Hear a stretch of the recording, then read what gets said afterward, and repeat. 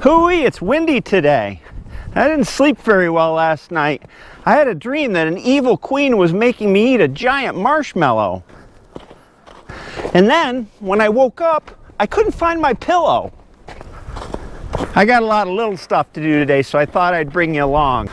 Oh man, what a mess. It's been freezing and thawing, and it makes the pens an awful mess. Oh, don't want to run over that. Huh. Howdy, pigs. I got a story to tell about you guys. You might notice that the pigs are laying in a different spot than they usually do. And here's what happened. The pigs were like the dwarves in the Lord of the Rings. They dug a little too deep and they released the flood from the back of the barn, and their sleeping area is no more. So they carved out a new one over here, and underneath where these pigs are laying, it's dry. They're industrious little suckers. This pen is a giant mess. I really don't like it. The problem is we've been running low on hay, and I've been stingy about what hay I put in here because that's our supply of food for our cows. But I have news on that. This is all the hay that we got left for the winter, and by my calculations it's going to last us till mid-March. And some of this hay isn't real great quality. It's 2 years old, and some of the bales that have been sitting on the bottom just aren't very good for feeding to the cows. And I'm lucky I live in a tight-knit farming community, because I started driving around to all the neighboring farms, many of whom folks I've known since I was a kid, asking if they had any extra hay. And I managed to piece together a couple sources to get us through the feeding season. Most of that hay is small square bales, which isn't optimal for me to feed, but it's only a couple miles down the road, and I'm thankful. If I need to, I can just take my pickup truck down, get what I need every day, bring it back up. It's so close, I won't have to handle the bales too many times. So I have use for this hay with the pigs. But first I have to do some excavation. Ever since I made friends with this little guy, Doc, a couple weeks ago, he's very friendly. He always comes out and he wants to play when I'm doing something up here.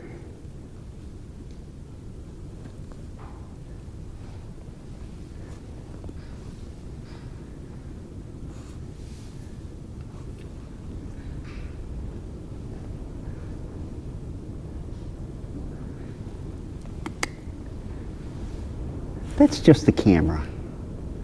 Don't worry about it. It's not going to bite you. You got some dinner hanging out of your mouth, you know. You saving that for later? Come here. Come here, little one.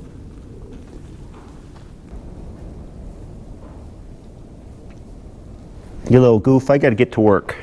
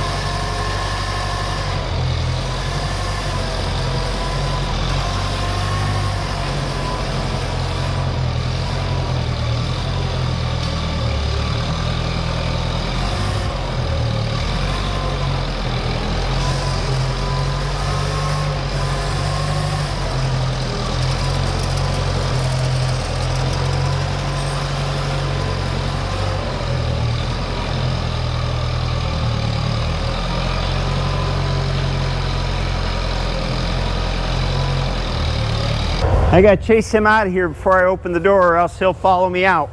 I don't want him outside the barn. Come on, little one. Oh, jeez.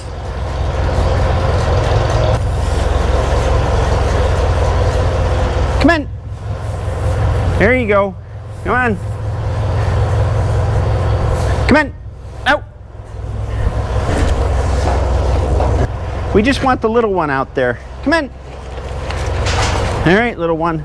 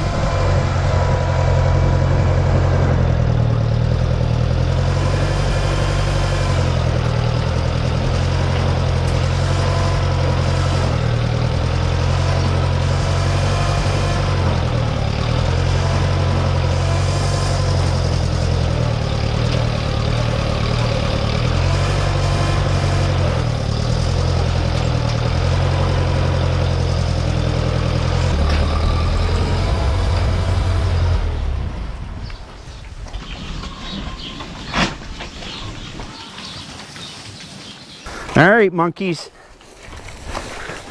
Let's get this heavy side off here so it doesn't fall over on you.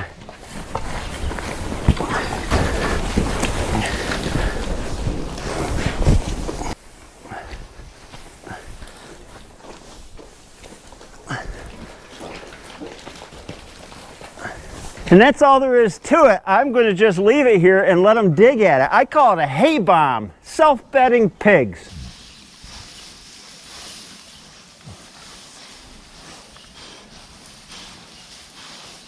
They'll eat a bunch of it, and it's good for them. After all, we all need fiber in our diet for regularity. See this pig here, we couldn't find one of his testicles when we were castrating, so he's a one testicle guy. He's been grunting and grunting. I think he's feeling his oats. Missing a testicle on a pig that you're just growing out to 6 months really isn't a big deal. Boar taint won't be an issue at that young an age. And if he breeds a few of the females, they'll be really early in their pregnancy when they go to the butcher. Hopefully they'll spread this right out. It'll take them some time, but it'll keep them busy. I'm sneaking up on you guys. This is the way we used to keep pigs in the winter. We would arrange 4, 5, or 6 of these round bales in a semicircle, and then we'd put a piece of tin over it so they had kind of a makeshift hut, and then they would dig into the sides of the bales to keep warm in the winter. Keeping pigs dry in the winter is so important. They grow so much better. Yeah, collect up the twine. We don't want anybody eating that. We'll check back on the pigs a little later in the day and see how they're making out. We're going to try a little experiment today. I bought a whole box full of LED light bulbs for my shop, and they're the daylight wavelength. And what I want to do is see how it changes the color of the parts for you all. So first of all, I'll get a good shot of this so you can see the color real good. And now I'll go through and change the lights. This is probably a big part of it right here. These diffusers are so dirty and they've got red paint overspray on them, and I've tried to clean them but it won't come off. I think I'm just going to leave these off.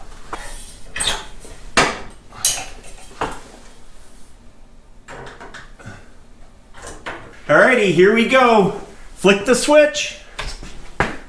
Wow, it's a lot brighter in here. Alright, let's see how these parts look through the camera now. Do they look redder to you? Just for comparison, this is the new 6500K LED, and that's the old 4100K fluorescent. Quite a difference in the light quality. And of course, the real test is, does that look redder to you than it did under the old lights? I'll put them up side by side so you can see the difference. Hopefully now, I'll be working on a red tractor instead of an orange tractor. Next, I gotta check on Bessie. Howdy, folks. Bessie is a 5-year-old cow. We've had 2 or 3 calves out of her. After the hue and cry over sending Sammy to the butcher in that one video, you'd think we were a petting zoo instead of a farm business. Bessie's a cull cow, and I want to talk a little bit about how we determine who the cull cows are and what we do with them. Bessie has had 2 or 3 calves. She is not a good mother. She loses her calves a lot. And it's always real dicey in the first day or so of the calf's life of whether she's gonna mother that calf all right. She has a tendency to kind of chase the calf around instead of stopping and letting it nurse. We've had problems with both her calves. One of her calves got caught in the feeder panels and we had to cut him loose. We had to cut the feeder panel out to get him out. He wasn't too bright. And then the second calf, you all know, was Marvel, and Marvel got into trouble and he's not with us anymore. So it's things like that that help us determine which cows are going to cull and which cows we're going to keep. I mean, it's minor things like that that determine whether you have a good herd or not. We're at the point in our farm now where we're keeping stable herd numbers. So every year we have heifer calves. We look at those heifer calves and we say, do any of these have the potential to be better than our existing breeding stock? And typically what we'll do is we'll breed some of those heifer calves that look good, see how good of moms they are, and then we make a decision on whether to cull older cows. Bessie is a little bit larger than Sammy, I would say. I think she'll dress 400 to 450. And of course, Dexters are a small breed. You know, my butcher's been in business long enough to remember when most of the cows that came to him were around this weight. Before everybody started putting cows on steroids with grain and pumping up the carcass size to 800 or 900 pounds, this is what he saw. One of the great things about Dexters and why we raise them is a lot of breeds you'd say, ah, that cow's hamburger at that age. Not with a Dexter. She will be tender. We'll have her cut into steaks as well as ground beef. In fact, I think she's even better than a young steer because the beef develops more flavor as the animal ages. As long as that beef remains tender, it is awesome. And that's our experience with Dexters. We've sent them up to 10, 12 years of age, and they come back tender as steaks. All right, ladies, you're getting more hay this afternoon. After you clean all this up,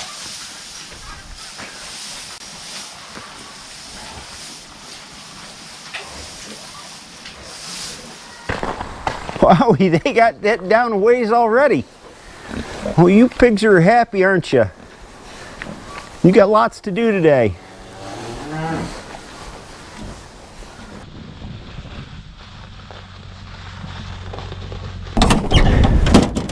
Next, I got to fill up the cow's mineral feeder. We got kelp and mineral blocks. Oh,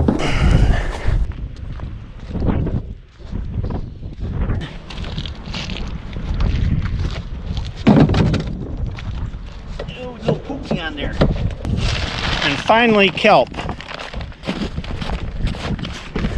Your favorite, guys. All right, here we go. Oh, it sure is windy out here.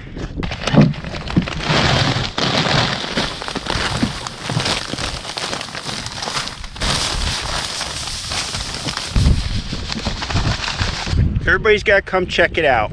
What's in there? Oh, kelp. Does a body good. Don't waste the kelp. It's expensive. Don't do. Yes, it is getting a little sloppy out here. It is mud season. The top of the ground keeps freezing and thawing, and it traps the moisture on top because the bottom is still frozen. You're a goof. I guess he's feeling his oats today too. Kelp really is an awesome supplement to feed. It contains all the trace minerals that cattle need, and it's natural. It just comes from the ocean. It doesn't, oh, boy, everybody's feeling their oats today. It doesn't take care of the macro minerals that cattle need, like phosphorus and calcium, but it sure does take care of things like selenium and zinc and all those little things that cows need to be healthy. Wow, these guys are really going at it today.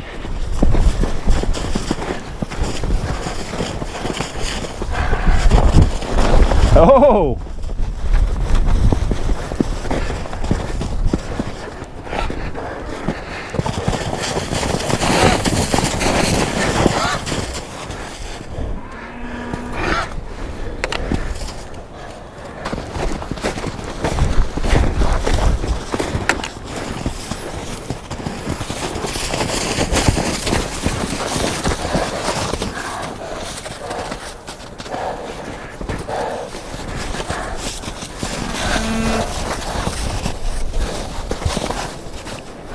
Ouch.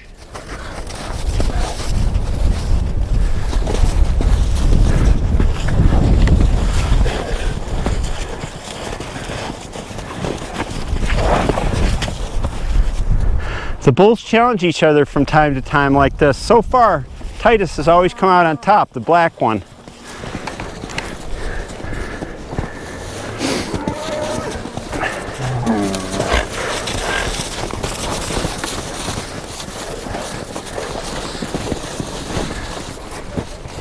That was a good push.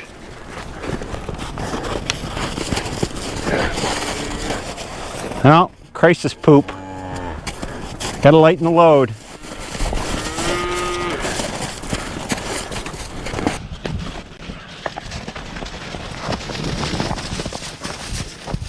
Warden's giving Titus a run for his money today. Good for you, Warden.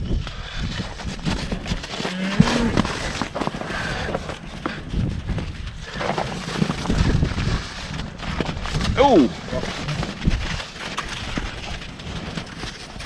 Well, the other reason I came out here besides to watch the bulls is there's some sagging fence over here in the corner, so I gotta get to the bottom of what's happened. Ah, looks like a staple got ripped off. Yep. Somebody was rubbing on the fence here, even though there's a hot wire up above here. A crack opened up where the staple was, and that's what made it come out, probably.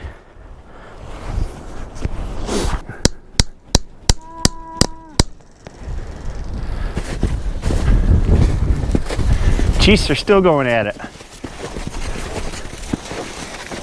They'll be butting heads till one gets exhausted and leaves the field to play. I'm leaving the field to play now. You guys are goofy today, kicking up legs. I think they can tell spring is in the air, I guess. This is March behavior, not February behavior, but it's almost March. Water, water. Everybody's got to be watered today. Oh man, the pigs pushed the bale over. Are you the guilty party?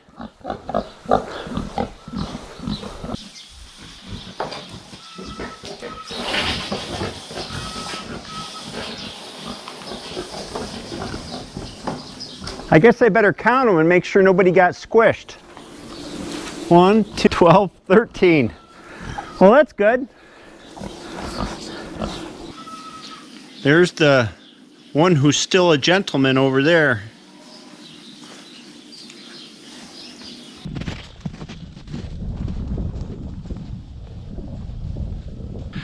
Titus is over there pining after one of these heifers. That's his come hither sound.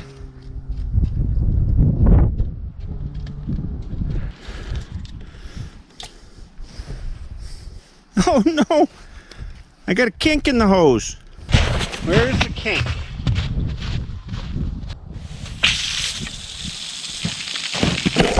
Guess it would have helped if I'd remembered to turn the hydrant on. There you go.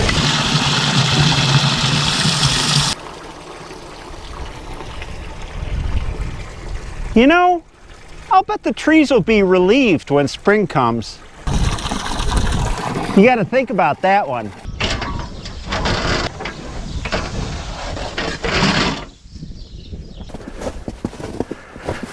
Well, I got to fill up the pig's feeder. That's all I got for you today, folks. I hope you have a great day, and I'll see you next time.